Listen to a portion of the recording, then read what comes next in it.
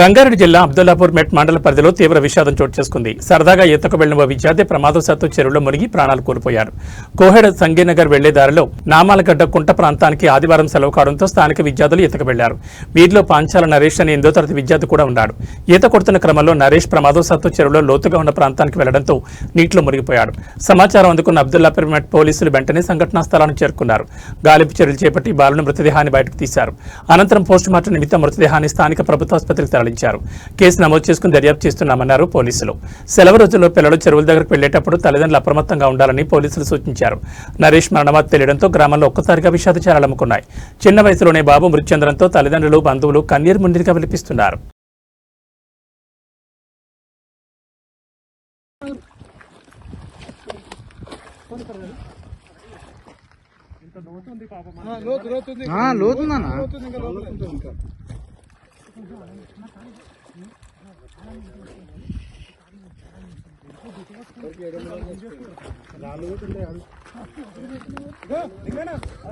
గుంజు తాడు కొంచెం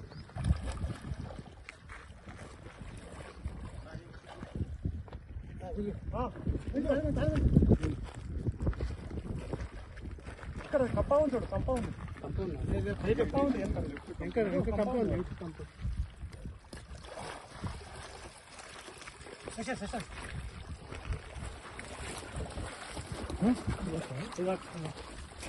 వికెట్